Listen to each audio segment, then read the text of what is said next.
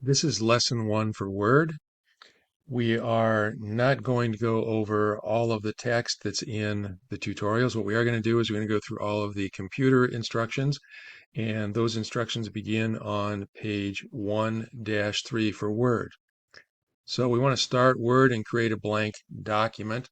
There's a couple of ways to start Word.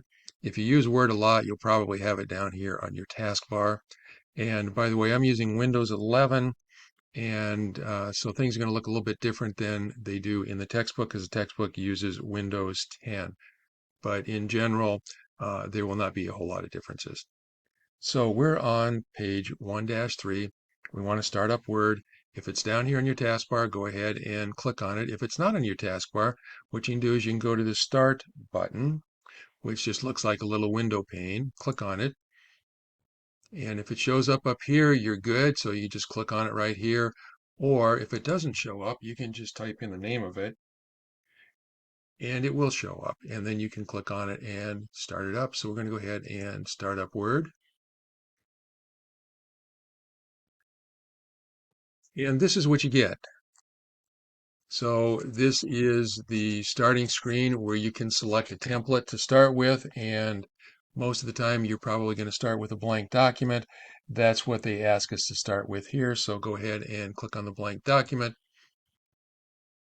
And you may have noticed on that page, there were also a bunch of previous documents that I have used recently. So when you're using Word, if you want to edit a document that you've worked on recently, you can just go in and when you open it up, you'll see that file on the list there. Okay, now we're on page 1-4. We have already started Word. Click the blank document, item number 3. If Word is not maximized, click the maximize button. So this button up here is maximize. Right now it's going to minimize. Whoops. Let's just click on it.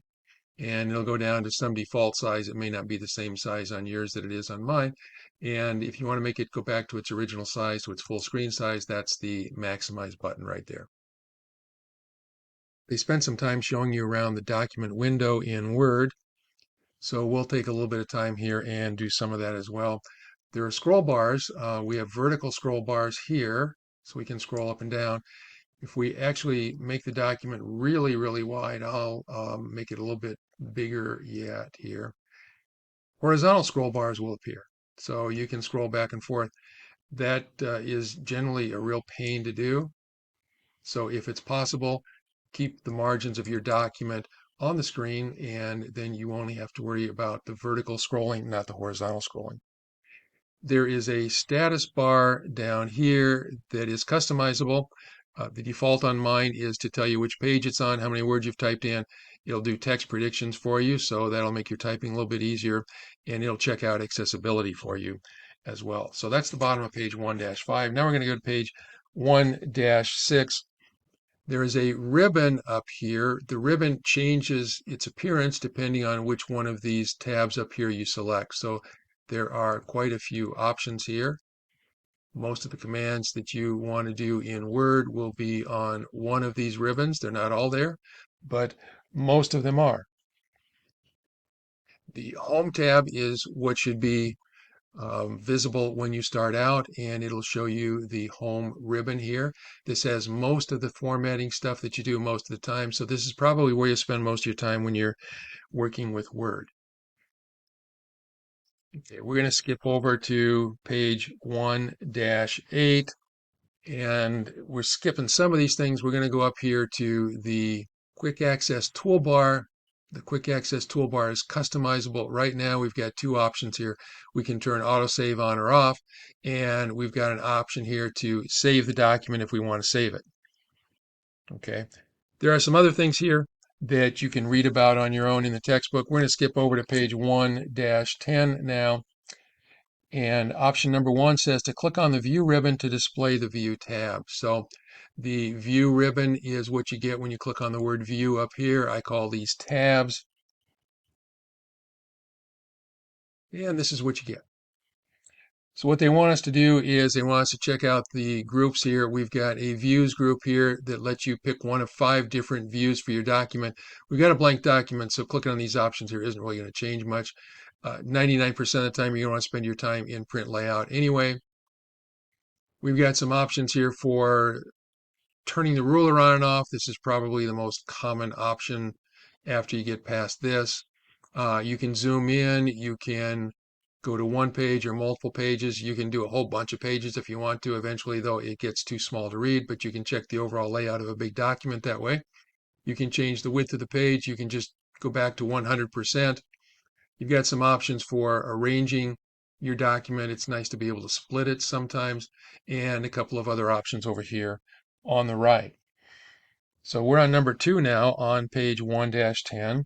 We want to verify that the print layout button is selected, and it is. It's got the outline around it.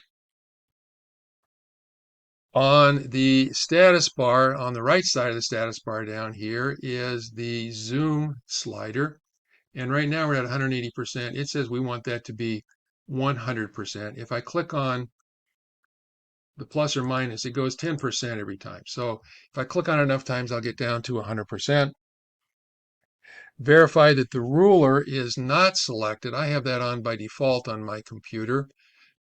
And I think you should probably have it on by default too, but they want us to turn it off right now, so we'll turn it off. Okay, and it goes away.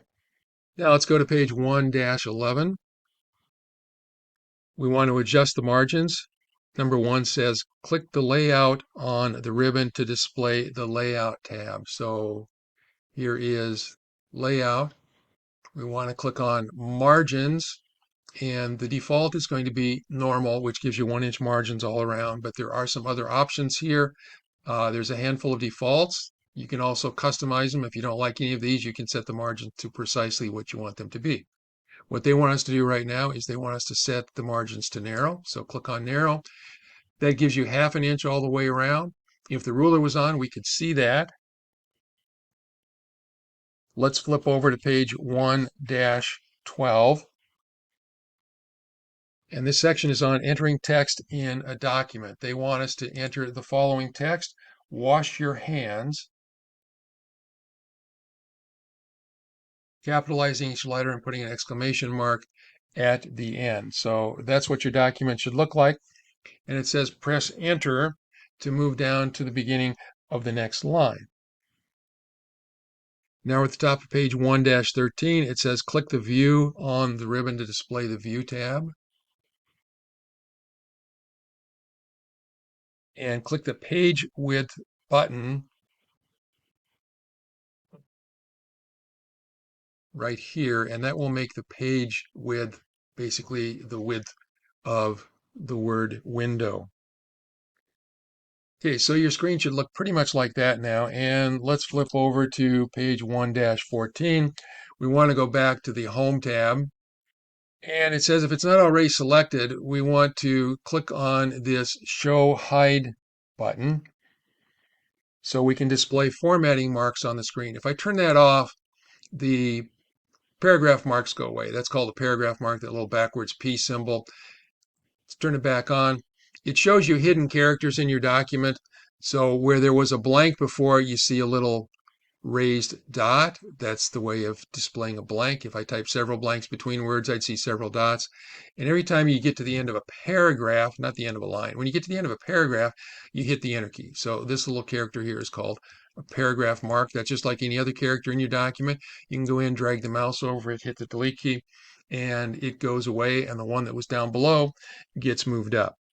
Okay, now let's go to the top of page 1-15, and we're going to look at a feature called the word wrap. So we're going to type the first sentence, and we need to be back down on the next line to do that. So let's type that in: washing your hands with soap and water, and that's kind of nice. It fills in the word water for me. Can decrease outbreaks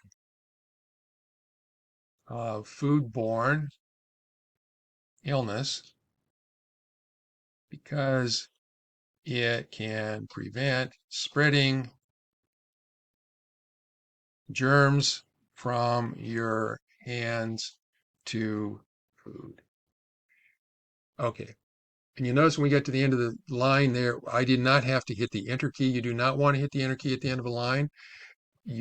Because that's only for the end of a paragraph. It will automatically move you down to the next line when you get to the end of the current line.